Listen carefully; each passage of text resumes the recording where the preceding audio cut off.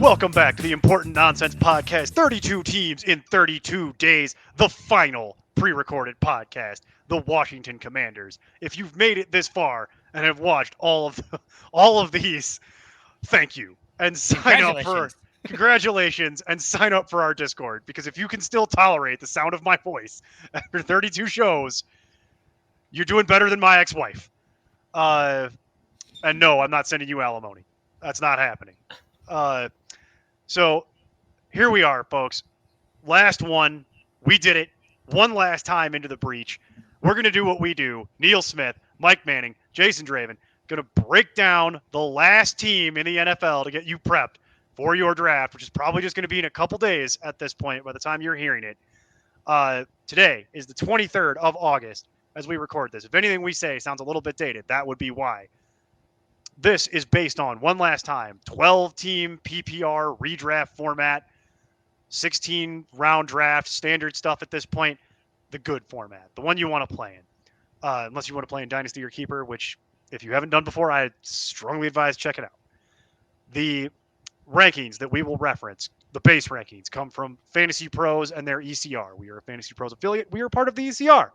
We will also reference our own personal rankings along the way, I'm sure. Thank you, Fantasy Pros, for everything you do for us in the background. The depth charts that we reference come from Player Profiler. Check out Player Profiler. Shout out to Jack Kavanaugh. Appreciate your work as always. As referenced, check us out at importantnonsense.com. Sign up to be a member. Get access to our Discord. Get access to our paywall content. All the sports betting stuff. Mike Manning's cornerback, wide receiver matchup column that comes out every week in season. Get your face melted off by Jason Draven's hot takes. And for $5, we will do a full deep dive on your team for you. We will break down your roster, trades that we think you should be trying to make, waiver wire advice, full deep dive on other people's teams in your league. So we will do a full colonoscopy if you want us to. $5. And if you want another one, $5 more. So nice way to get custom bespoke content from us, as well as just getting your questions answered in our Discord and on some of our live streams throughout the season, which we are getting ready to start here. By the time you're listening to this, it'll be about a week away at that point. So excited! Jason's excited. That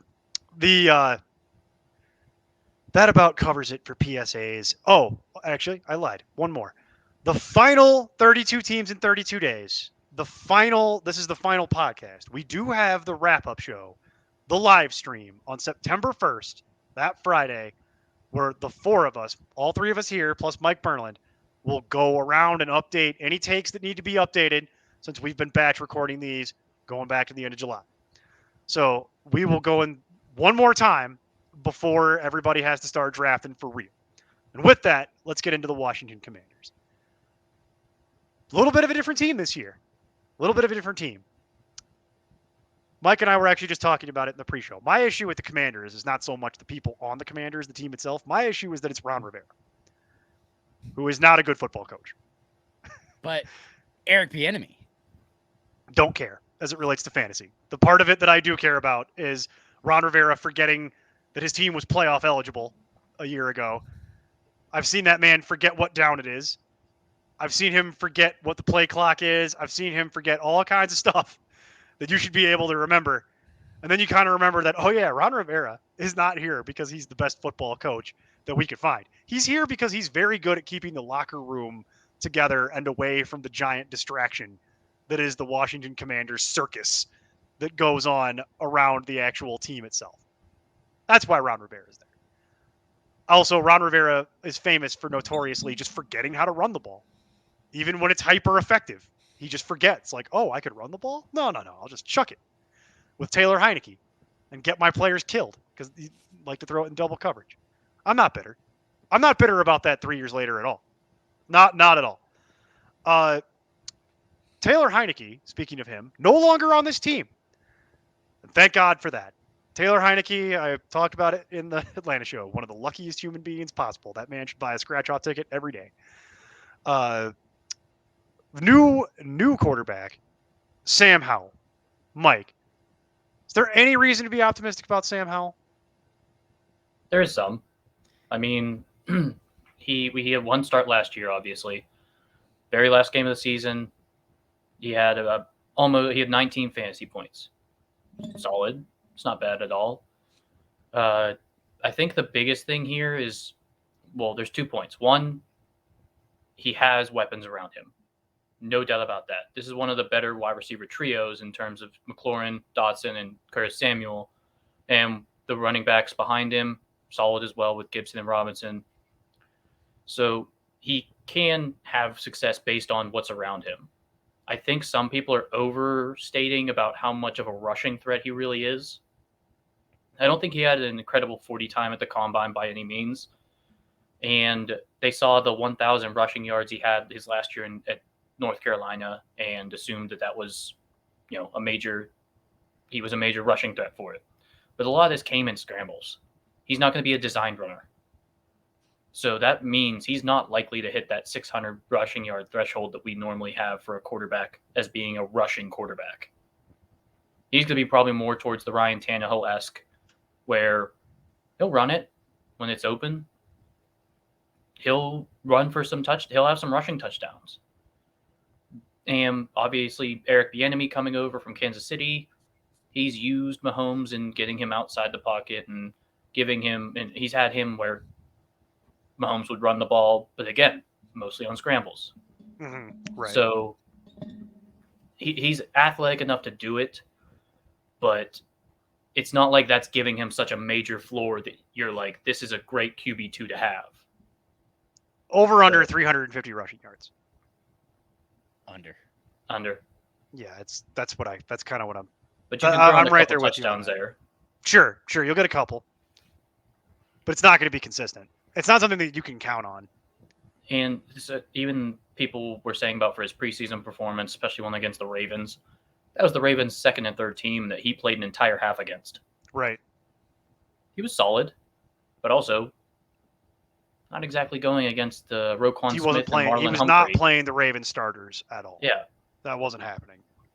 So is there some optimism or some reason for optimism? Yeah. But let's temper our expectations just a little bit for a player that was drafted in the 5th round for a reason. Yeah. I like him more than I ever liked Taylor Heineke. Although that's not saying much, given what my actual opinion on Taylor Heineke is. But it is interesting because Howell, what you just said, Mike, largely is baked into the bread here. Because Howell is opening the season as the QB 27, should be translating to about 199 overall, right? Which would be just outside of draftable range. His ADP is 186. So in certain leagues you play in, he won't be drafted at all. But on average, he's being drafted right at the end of your draft, right at the end. So, because drafts usually go to about 192. So he's literally going like 5 spots before the end of the draft. And that has come up slightly after that last preseason game. So he's leapfrogged a few people, but the way to look at it, I think it's also interesting, is this. Would you rather have Ryan Tannehill or Sam Howell? Howell. Okay, me too. Would you rather have Howell or Kyler Murray? Howell. I think I would do that too, just based on the idea that I don't know how many games Kyler's not going to play. And I don't want to roster him. How many he's going to play. So based on, like, if Kyler Murray is going to be in an IR eligible position. Oh, that's different. Then that's different. Yeah, because of Howell possibly not even being drafted, then you would sit there and draft Murray, throw him in. Yes. Try and throw him in the IR, waiver claim Howell. That's what you would do. Yeah, because if you have an IR slot, I agree with you. You would do that way. If you don't have an IR slot and you have to pick, it's Howell because Howell's playing. And we don't know, obviously, how many games Murray's going to play, if he's going to be effective when he returns, all that stuff. There's a lot of factors going into that. Yeah. That you would just be like, you know what? It's my QB2. I don't want calm the brakes. I don't. It depends what your QB1 is. If your QB1 was like freaking Jalen Hurts, then like maybe you're willing to sit on Kyler, you know what I mean, or something like that. But if your QB was not one of the big guys and you're going down the line, yeah, you probably want Howell because Howell's playing. If that was the way you were going to go about it. 2 more and we'll do them quick. Bryce Young or Sam Howell. That's where I go Young, but I'm in on that. I think I'm going Howell. Yeah, I think Hal plays more games or starts more games. That's no. I wasn't doing it based on starts. I was doing No, it honey. based Bryce on. Young is starting from day one and will start the whole season because otherwise everyone will be fired.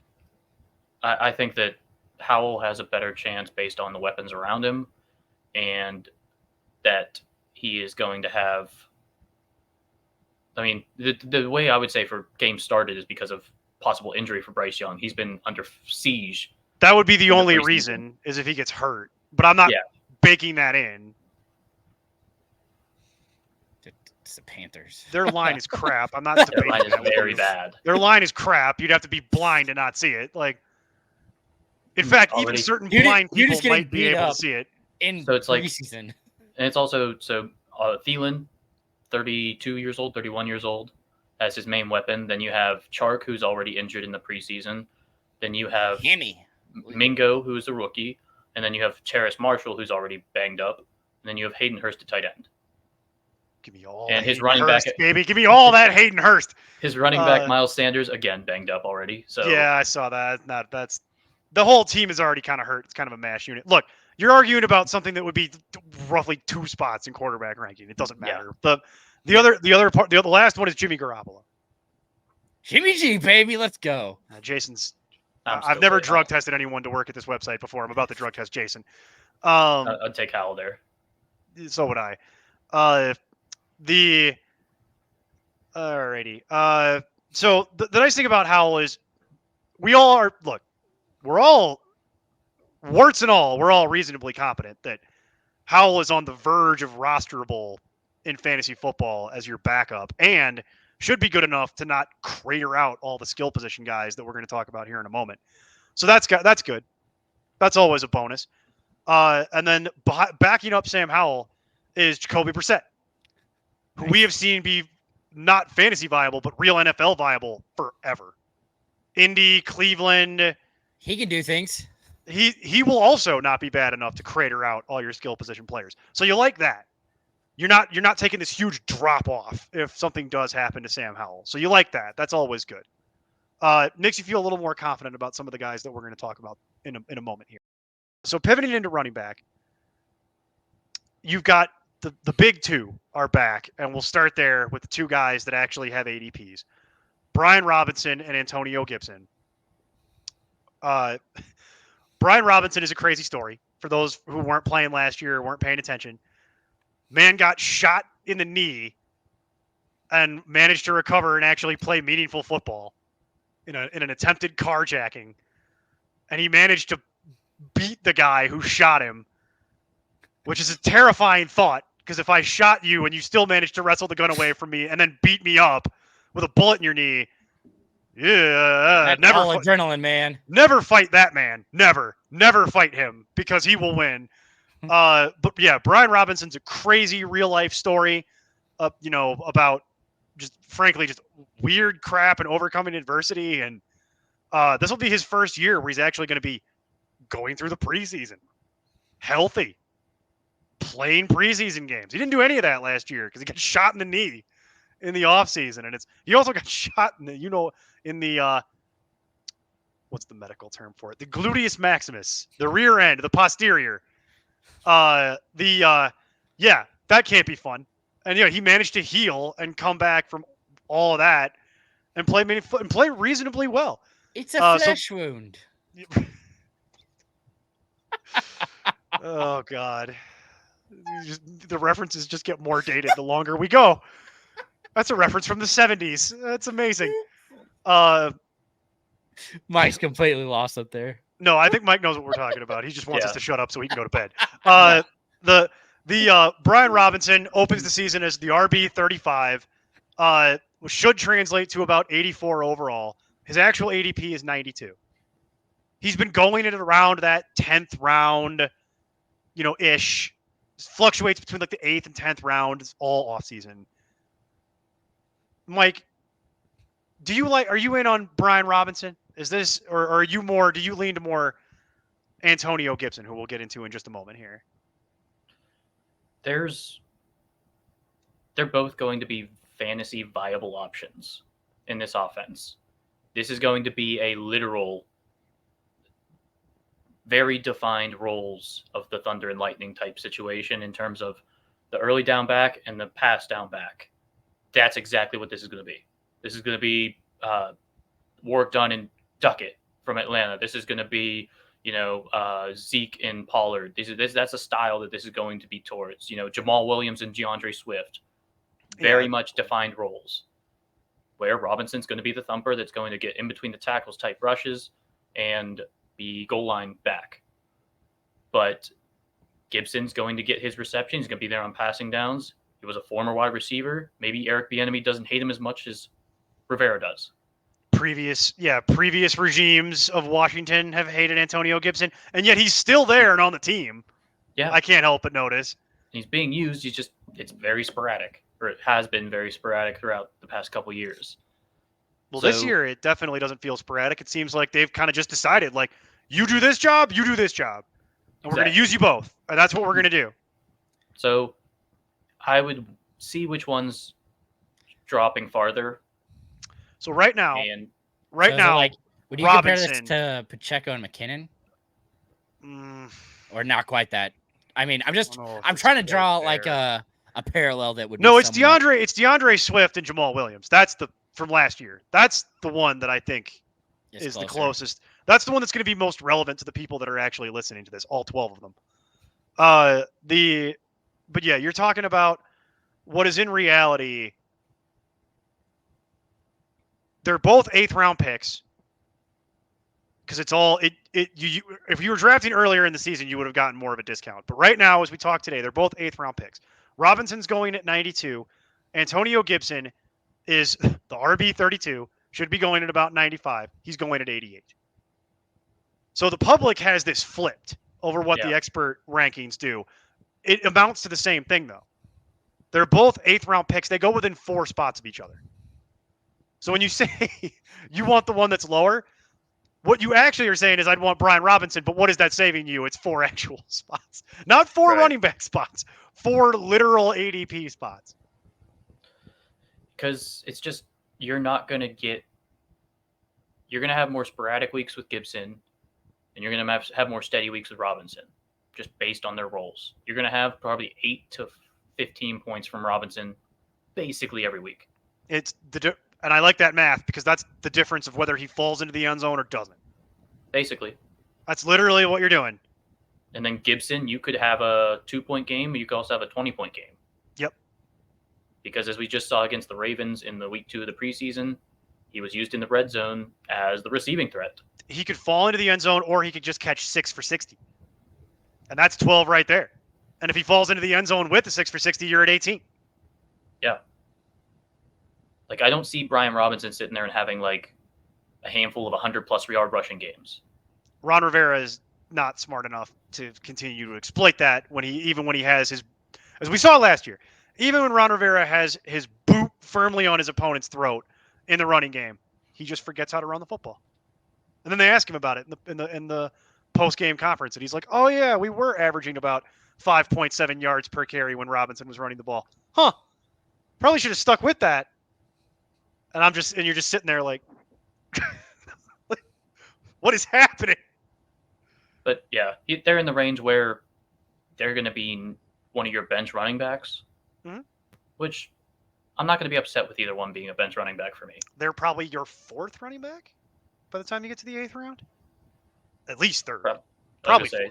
Probably 4th. Yeah, I would expect 4 or later or like higher, But so solid players that are going to be fantasy viable options. Hopefully more because of Eric Bieniemy than they have been in the past. That would be nice. I see why Jason was trying to do a Kansas City comparison with Bieniemy, but I just don't know if it's going to work exactly that way. Jason, who is your preference out of the big 2 here? The pass catching guy. Gibson? Yeah. Okay. I mean, I'm taking the targets, man. Any chance I can get them. It's PPR. I can't argue with that. It's not arguable. It's PPR. I understand. I'm not upset, even in PPR, to have Robinson, like I said, as one of my bench stashes. Neither. I'm fine with it. He'll get enough red zone work that I think it'll be fine. I still prefer Gibson. Also, just because of how explosive, like, the fact that he has those big runs always blows me away. I mean, if he gets loose, he is gone. You just don't want to have that happen to you. No, I you just don't. want his value. I don't want his ADP to rise too much after what we've Oh seen. yeah, in the he sucks. preseason. Don't draft him at Yeah, all. no, yeah. He sucks. The Commanders hate him. He's the worst player on that team. Don't pay even anything more than a 10th round pick. As the preseason has gone on, you've seen Gibson's I know. ADP, and then you've seen Robinson's ADP. Actually, Robinson was a 10th round pick and has actually moved up to the 8th. Oh, really? Yeah, Well, he hasn't really been Gibson dropping. certainly has rised. Now they're both in the 8th round, and they've moved to within 4 picks of each other. Whereas before, it was like they were both kind of in the 9th, 10th round. There was more of a split. But as time has moved on, now they've just literally come right next to each other in the 8th round. It's because as we've seen in the preseason, it's a 50-50 split in terms of snaps. Yeah, right. And I think that was the problem before, was that people couldn't figure out what the splits were going to be. And now they've tipped their hand enough to where it's like, no, it's literally going to be 1A, 1B, Thunder and Lightning. This is what we will do. And I don't blame them for doing that, by the way. I actually think it's kind of low-key smart, which is weird to say about something that Washington is doing. Splitting the load between 2 guys. And nobody else matters. I don't care about Chris Rodriguez. All the Chris Rodriguez people can at me on Twitter, and I'll ignore you just like I'm going to do right here on this show. I'm going to ignore you because it's stupid. And then they have Jonathan Williams, which is also something to ignore. And then they have Jarrett Patterson. None of this matters. It's the big 2, and if somebody gets hurt, maybe then we can have the conversation about Chris Rodriguez if you really want to. But Mike, you get deep down the depth charts. Do you care about Chris Rodriguez? Can you make me care about Chris Rodriguez? Because I literally could not care less. I mean, of the players on the depth chart, he would be the most intriguing if a Robinson or Gibson would get injured, which could happen, I suppose. Yeah, they're a running back in the NFL. Injuries definitely happen to them. He was pretty solid in Kentucky and just an overall good player.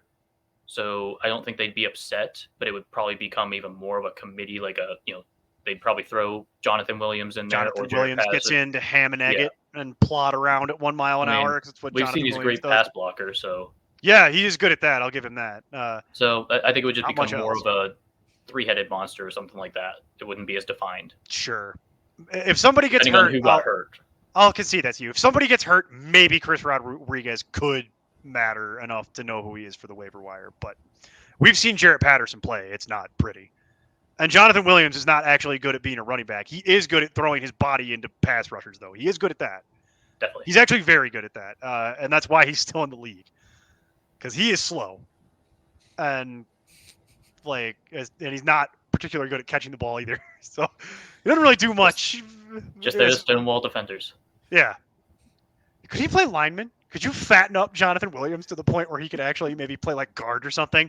I mean, that's what you're doing with Patrick Ricard in Baltimore. Yeah, I'm just saying. I know a couple teams that could really use an extra lineman. He might actually make more money if he could just fatten himself up and go help out Carolina.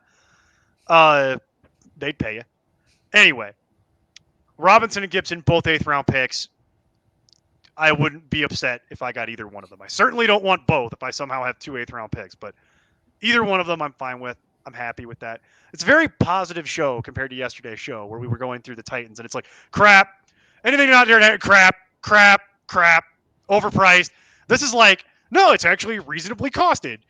Sam Howell for nothing. 8th round picks for running backs. Yeah, this all sounds good. We even had a name to know for the waiver wire. You talked me into it. So we'll do wide receiver here because I think this is going to be largely the same thing. And then I'm going to have to mute Jason because he's just going to. You want it, you know you do. Get into everything. I don't. Don't lie. You have Terry McLaurin still there. Scary Terry. What do you want from me here? Terry McLaurin opens the season as the wide receiver 25. He should be going at about 52 overall based on that wide receiver ranking. His actual ADP is 48. I think the one thing to be concerned about is this weird turf toe thing that happened in the preseason. That's not great. I also question, again, Ron Rivera, why the expletive is Terry McLaurin even out there in the preseason at this point? You idiot. You dumb dummy.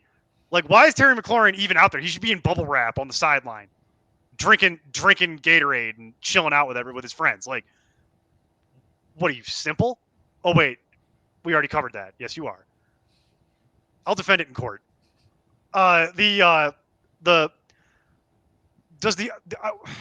Is there anything that's not injury related that would cause you to have concern about Terry McLaurin?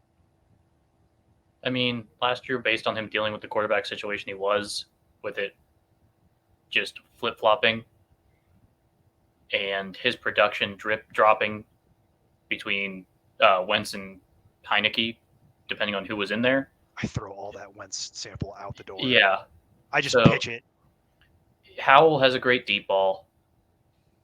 McLaurin is great at the deep ball. Howell also looks at Terry McLaurin and wants to throw him the ball, which Carson Wentz couldn't do. Yeah, so I don't have much concern overall other than injury when it comes to McLaurin. He's going to be, again, a non-sexy pick, but people are going to be like, yeah, I'm not upset with my lineup whenever you see McLaurin as your wide receiver 2 or something like that. 3, technically, 3 by even. that point. Yeah, So he's going as a high-end wide receiver 3. That's perfect, I think. So Perfectly fine. I'd be fine. I'm right there with you, Mike. High-end wide receiver 3 sounds about right. I'd be ecstatic if I had, you got Devontae Adams in round 2 and T. Higgins and then Terry McLaurin or something like that. Sure, Calvin Ridley, whatever. Yeah, Name expletive wide receiver. Yeah, pick something like that, and then he's my third guy. He's one of my rotating flexes.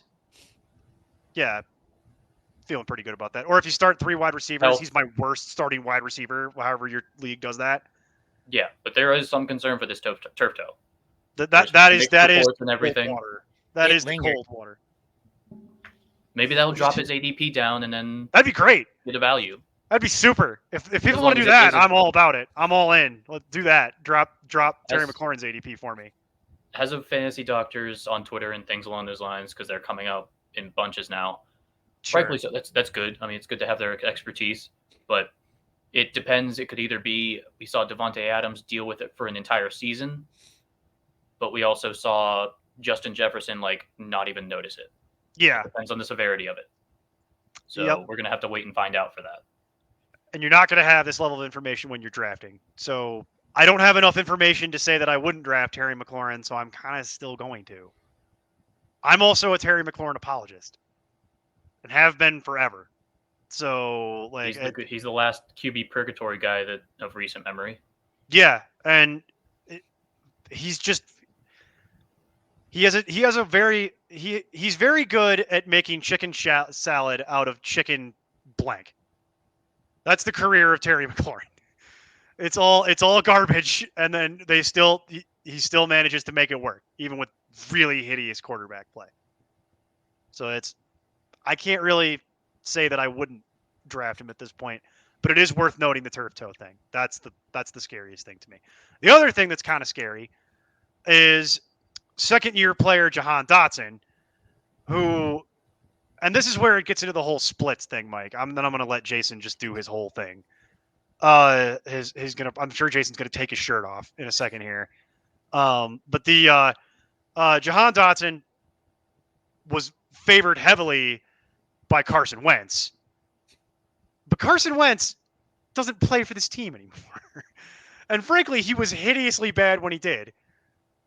And I want to throw a lot of that sample size out, and just not. I don't think it's going to apply to how Howell plays. So I just view it as not relevant. But I have to concede that Jahan Dotson, for a stretch there, was outscoring Terry McLaurin at certain points in the season. So he's coming in for his second year. He's opening the season as the wide receiver 35. Should be going at about 74 overall. His ADP is 89. I'm not the biggest Jahan Dotson guy. I tend to gravitate more to McLaurin. Jason, however, is a big Jahan Dotson guy, and we argued about this forever. Last year, it ended up being McLaurin, but that was also marred by injury.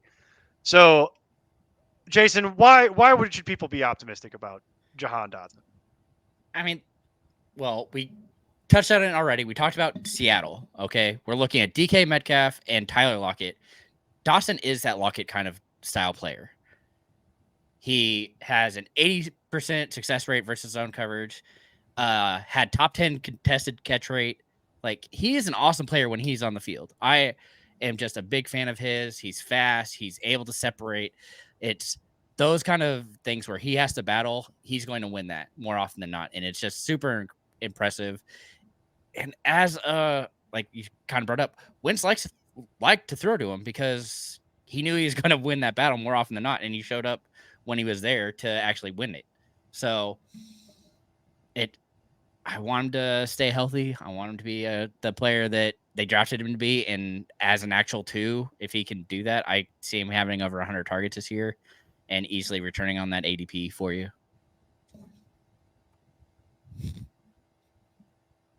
I'd say based on ADP, that's a probably a good point, or a good probable outcome. At 89 overall, wide receiver 35, probably. That was one of the things that stood out to me when I was doing this, by the way, was I expected his ADP to be higher. Right. I was expecting it to be way higher, but it's not. So players going around Jahan Dotson, Hollywood Brown, Mike Evans, Michael Pittman,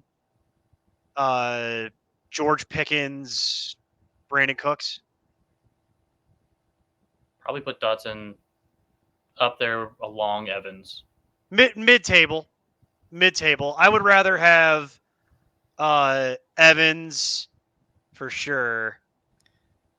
And then it gets really close between him and Pittman.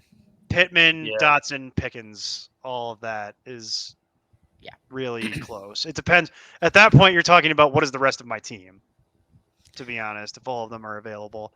Because it might matter. Pittman, you're getting a discount, which I would argue is a fair discount based on the quarterback. It's baked into it, though. Because he's going at like wide receiver 33, but he should be going based on the last 2 seasons at like wide receiver 24. So the discount is already baked in for you for the Richardson thing. You don't need to waste any more on that. But the one that I think could really break out, like if you're talking about the guys that could really break out and really return, it would because I think the ceiling for Michael Pittman is like wide receiver 22 or something like that ish, 21, 22, 20. That's kind of where he's been. The ones that if you're looking to like shoot for the moon, Evans is the one that I would put at the top of it, right? Just based on history, the history of Mike Evans. Yeah. I mean, it's hard not to just because he is that big player who has had a lot of success up till. So then your other upside picks are Dotson, who I agree. You're talking about they've got him rated as a low-end wide receiver 3. Yeah, that shouldn't be that hard to outkick that coverage. Could he get above Michael Pittman at 20, 21, 22? Maybe. But that feels like that's probably the best case scenario. And it's going to be big based on, one, how his ADP changes with this McLaurin injury. Yeah, there is that. And 2, if this McLaurin injury does become a thing. Because if McLaurin is missing time, Dotson should just... Or he's just ineffective because he can't get out of his breaks or he can't get burst off the line because his toes bothering him, any of that. Like he might play through it and just be ineffective. Because we saw even once McLaurin left in the preseason game, he did get injured. Howell was peppering Dotson with targets. Well, and that's what we've seen all along, and that's what all the camp reports have been, it's these 2 guys. This is who Howell likes to throw to. Mm-hmm. And then everybody else is kind of on their own. It's like, well, and then Gibson, I guess, would be the 3rd. Yeah. But it's like, that's it. Like, he's not really targeting the way Wentz was doing, where Wentz was like, no, I like Dotson and I like Samuel, who we haven't even gotten into yet. And then when it went to Heineke, it was, I love Terry McLaurin. I'm going to throw the ball to Terry McLaurin a million times. And I also like Curtis Samuel, so I'll sprinkle him in a little bit. But by then, Dotson was already about to get hurt anyway. So it's kind of messes with the whole samples for this. And then also Carson Wentz doesn't play on the team anymore, neither does Taylor Heineke. But from everything we've seen that we can attribute directly to Howell, it's Terry and it's Dotson. And that's why this is getting costed out the way that it is. So it's weird because Jason and I had intended for us to continue our battle from last year about, Jahan Dotson's being overvalued, blah, blah, blah, blah, blah, blah, blah. Why do you hate Terry McLaurin? It's kind of not necessary. because they've, from my end, they've more or less appropriately costed Jahan Dotson this year, and we're not dealing with like this. Oh, he could totally take Terry McLaurin's job, and it's like, I don't think that's going to happen. I do think if Terry McLaurin's injured, like Mike is saying, that you could see a change in the proportion. Yeah, I And mean, obviously, Dotson was wide receiver 51 last year, and he missed 6 games. 6 games, yeah. I think the big thing with their price point at this time or throughout the preseason really has been because people are skittish of Howell. Yeah, there is that. So if this passing attack is not going to be good in general, well, neither receiver is going to be very good. Well, yes, but this is also something we've talked about. There's been plenty of wide receivers that have good seasons with crappy quarterback play. I'm just saying that's the perception. Yeah, I understand. That's why I'm saying for the listening audience, that perception is wrong. Don't fall into that trap, because one of the things we'll talk about on the wrap-up show that I have already on the agenda is one of the ways to make some hay in fantasy football is to not get all wrapped up in chasing like the Chiefs and the Bills and like the really good teams. Sometimes the best thing you can do, look at the crap teams that no one's interested in. Nico Collins. Look at a lot of going to be losing. Look at a lot of those ugly crap teams that no one wants to look at, and you can make some real hay on that. Because everybody's going to be like, oh, why would you want, players from the Packers? And it's like, well, I don't really want Watson, but these other guys that nobody's interested in, I mean, it's free. And they're going to throw the ball. But you can actually see it and by now everyone's clicked this off, so it doesn't matter. But you can actually see it in the views of these shows where people are really interested in certain teams and they're not interested at all in other teams. And it's like, there are certain teams that I would really recommend people take another look at. The Bucks, the Rams, the Packers, a lot of the crap teams that are going to lose. But surprisingly, the fact that people are watching the Falcons. That's just because people from Atlanta are nuts. Okay. That's what that is. That's just because people love the Falcons for reasons that escape me. Also, the Falcons. To put a fine point on that. All you people in the comments talking about how Desmond Ritter's not that bad. I have never been more disgusted. Mike made the appropriate face. It's like somebody just farted right at you. Yeah. Like it's not. Arthur Smith's not on the hot seat. It hadn't been his team. Do you not understand how the NFL works? Tell me you don't understand how the NFL works without telling me that you don't. Homie, coaches get fired all the time for crap that they didn't do. Texans had like 3 one-year coaches in a row. Happens. The Broncos gave Nathaniel Hackett everything that he ever wanted to be successful, and then fired him anyway when it fell apart. Like, come on now. We're all grown up. We're all grown-ups here, ostensibly. We know how the world works. Sometimes you get fired, it ain't your fault. It's just how the world is. Life ain't fair, unfortunately. The final player that we're going to talk about here, really, is Curtis Samuel, because I think it's interesting. Opens the season as wide receiver 67. What should be going at about 173 overall is firmly going undrafted. ADP of 222. Boy, oh boy, does that feel like something that might actually pop up on the waiver wire at some point. That or the tight end. Maybe, but I'm not drafting Curtis Samuel. I'm not suggesting that you should draft Curtis Samuel, right? Not my take, at least. Not drafting Curtis Samuel. But he's not dead. He's become a gadget player for a talented offensive coordinator on an offense that isn't really the most prolific. No. So I can understand not drafting him. When you're looking at wide receiver 3s on teams, you're looking at the prolific offenses. You're looking at Buffalo or KC and things like that. You're looking at those wide receiver 3s. It's not often you draft a wide receiver 3 on a team. So yeah, it's going to be scarce. But keep an eye on him. Sure, he's been used in the backfield. He's been used on motions, the slot, jet sweeps, running back. You mentioned it, Mike. About it escapes me. It was the other day where you were talking about after your draft is over, immediately going star a player. Yeah. That's what I would do with Curtis Samuel. I just go and star him so that he shows up near the top of the waiver wire thing for me. Let's just see what happens. Again, really wouldn't shock me if he became. Dotson or McLaurin gets injured. Yeah.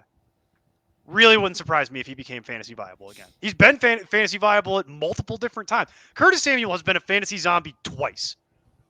Twice. You have any idea how hard it is to be a fantasy zombie twice? Most people don't play that long. Your career would be over. It's nuts. He's literally been reclaimed off the scrap heap 2 other times in his career. This would be the 3rd. It's not outside the realm of possibility. And then finally, yes, Jason, to close it out for the day here, for the final time, we'll talk about tight end. Logan Thomas is still here. He's still selling fake doors. Do you have any interest in Logan Thomas? I'm sure he'll make an appearance on the waiver wire show at some point. Can't help yourself, huh? I think Contractually obligated to talk you about know Logan I love Thomas. me some Logan Thomas. Contractually obligated to discuss Logan Thomas. I love it. Well, and that says Bieniemy, more I about mean, the tight end position than it does Logan Thomas. Yes, it does. But also, let's keep in mind that Logan Thomas is the tight end 35. I think just that's how hate old to- he is too. So Yes, that's actually sounds about right. so rude. Logan Thomas is coming in behind players like Isaiah Likely, Taysom Hill, Jelani Woods, one of Mike's favorites, Cade Otton, Jake Ferguson. I agree with Jake Ferguson. He absolutely. I should agree go. with every single one that's been named. Yeah, actually, now that I look at this, I do too. So actually. far, yeah. There's a reason he's down at 35. Likely, Woods, Musgrave, Hill, Otton, Ferguson, Fant. The only one I disagree with is Fant. Yeah. They Yeah, people still love Noah Taysom Fant. Hill. Well, Hill makes sense because I'd take Taysom Hill because you might get a 40. correct. Michael You're taking Mayer, a shot. You could do worse. Zach Ertz, Trey McBride. Like, there's some names we could quibble over, but there's a reason he's at 35. Yep. So no, it's just a function of the way it goes. And we haven't seen Logan Thomas be actually healthy in like 2 years. But if he is, Yeah. he's only 32, guys. Only. What is that quote from Arrested Development? No, these people always manage to delude themselves into thinking that it'll work, but it never actually does. But I think it might work for us. And it's like, no, that's Logan Thomas. That's where we are. His backup is John Bates, who is there to block. So there it is, ladies and germs. That's the Commanders. The final show in the books. We're gonna wrap it up. We're going to get ready to talk to you on Friday, September 1st for the live stream. Check it out. We're going to be publishing that and canvassing it all over the internet. So get ready for that. Tune in for that one. I'm looking forward to it. All 4 of us, the 3 of us here, plus Mike Berlin, we'll sit down and we'll go through all the takes that need to get updated team by team. And we'll sprinkle in different things. It's not as much as I would have thought, guys, from preliminarily looking at it in the background. There's only a handful of things that we really need to go through. So it'll be good. It'll also be good to hear from some people in the audience because that's a live stream. So we'll always get audience questions, I'm sure, along the way. We'll probably get the people that like to argue with me about Christian Watson. It's Or Romeo Desmond Ridder. Dobbs, baby. You know. Well, touchdown regression's a myth, obviously, if you believe in Twitter. To the moon. Have another Mountain Dew, Jason, and I'll see you on Friday. And with that, we will see you on Friday the 1st. But until then, keep up the nonsense. I'm Tim Kitzer from NBA Jam and NFL Blitz, and you can find all the guys at ImportantNonsense.com. Kaboom!